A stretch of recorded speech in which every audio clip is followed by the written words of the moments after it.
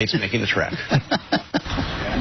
The flight from Washington, D.C. to Des Moines, Iowa was packed with Republicans, including the party chairman. Back in Iowa. And Texas Senator Ted Cruz, as well as Senator Rand Paul of Kentucky. Not one, but two potential candidates for president. Congratulations, Senator. Cruz has been in the Senate a scant 6.5 months, but he's already becoming a national figure. My hand a pistol grip. Fiery defender of guns and traditional marriage, unrelenting critic of abortion, the IRS, and President Obama. John, good to see you. Good to see you in Iowa. The next presidential election is nearly 3.5 years away, but Senator Cruz's travel itinerary looks more like a presidential candidate than a freshman senator. Early primary states, New Hampshire, South Carolina, 2 trips to Iowa, also Georgia, New York, and Florida. And what's going on here? Are you running for president? John, we are having a national debate about which direction the country should go. Understand the national debate. And what I am doing now is trying to participate in that national debate. I understand that everyone likes to focus on the politics. Last year, that was your first election you've ever won. First time ever. Are you ready to run for president? You know, I'm not focused on the politics. Is it fair to say you're not? John, I've been in the Senate all of 7 months. Right. The last office I was elected to was student council. So this has been a bit of a whirlwind.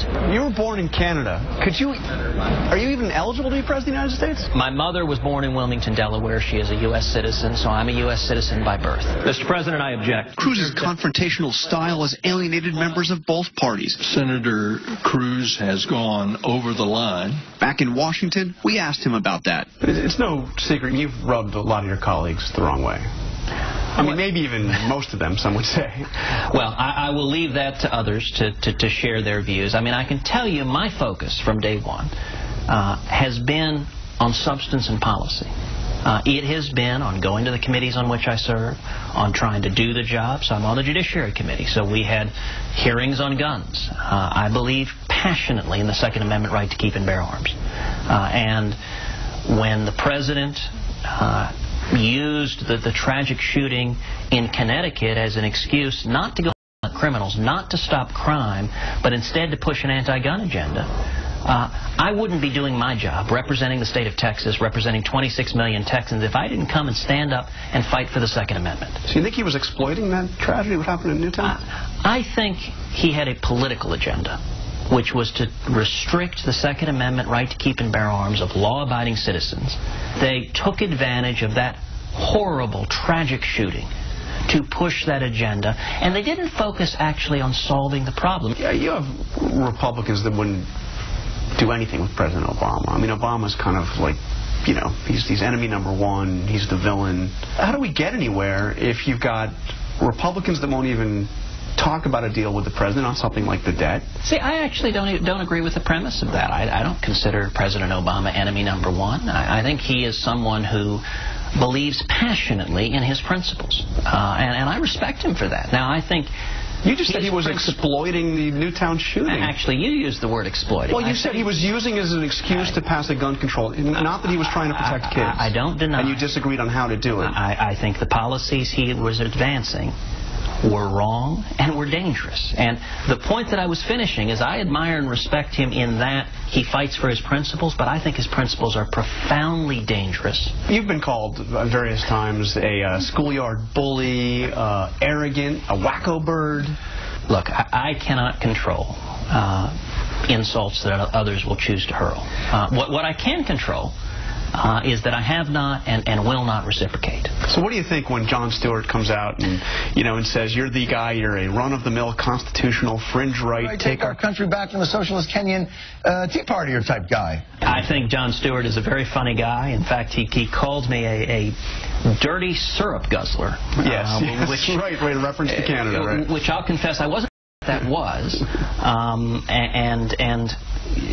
But I will tell you in response to that, I did send Jon Stewart a letter saying that I rarely guzzled syrup.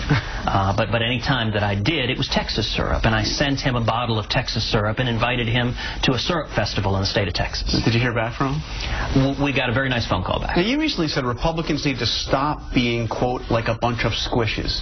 Do you really think the problem with Republicans around here is that they're too moderate? I think the biggest reason Barack Obama got elected in 2008 is Republicans lost our way. We weren't standing for principles. When you have a national debt that is larger than our entire economy, the Democrats have driven that, but there are a whole lot of Republicans who were complicit.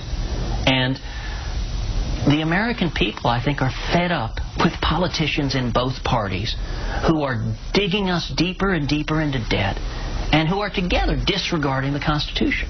Okay, so let's talk about immigration. We've seen poll after poll, latest ABC News poll, 55% of Americans say that they favor a path to citizenship for those that are here illegally.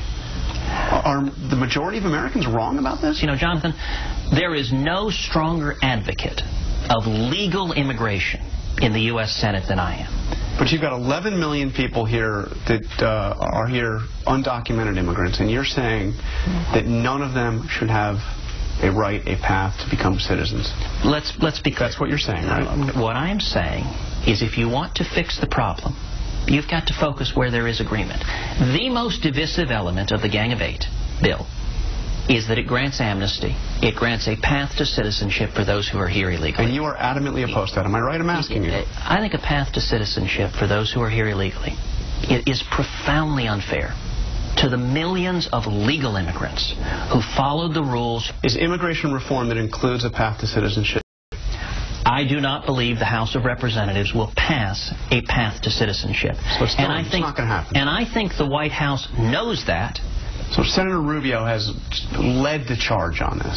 I know that we must solve this problem once and for all, or it will only get worse, and it will only get harder to solve. If there's a captain of the Gang 8, it's Marco Rubio. So let me ask you, has he hurt his political chances? I mean, he was seen as possible frontrunner in 2016. What? Oh, I don't know. Marco Rubio is a friend of mine. He's a good man. I like him. I respect him. And I think on immigration, I think he proceeded in good faith. I think he believes in the Gang of Eight bill. But you also think he's dead wrong on it. If the Gang of Eight bill became the law, in another 10, 20 years, we wouldn't have 11 million people here illegally. We'd have 20 or 30 million. Senator Cruz is the son of a Cuban refugee whose story he often cites as proof the American dream is real. He made 50 cents an hour, paid his way through the University of Texas, got a job. Cruz himself has a resume that looks like anything but an outsider. Princeton graduate, Harvard law degree, and the first Hispanic to clerk for the Chief Justice of the Supreme Court. You've got an interesting background for a senator. You argued a case before the Supreme Court at age 32. It's an extraordinary opportunity to stand before the U.S. Supreme Court. It takes your breath away. And we didn't have a prayer. We were not going to win that case, and I stood up, and for 30 minutes, there was not a single friendly question, not a single neutral question. Scalia beat up on you, too? Scalia, Ginsburg, the chief. It was 30 minutes of getting pounded. It was like a head of tuna being thrown to a school of sharks. I will tell you, I have always liked the fact that I sit in my office and I look at a giant painting of me getting my tail whipped 9-0. And it is very good for instilling humility to look and see, okay, that's what it looks like to lose. Looking at 2016, Cruz says Republicans must nominate an unapologetic conservative. In other words, somebody whose politics match his own. Nationally, it looks really tough for Republicans. You've lost 5 out of the last 6 popular votes, presidential elections.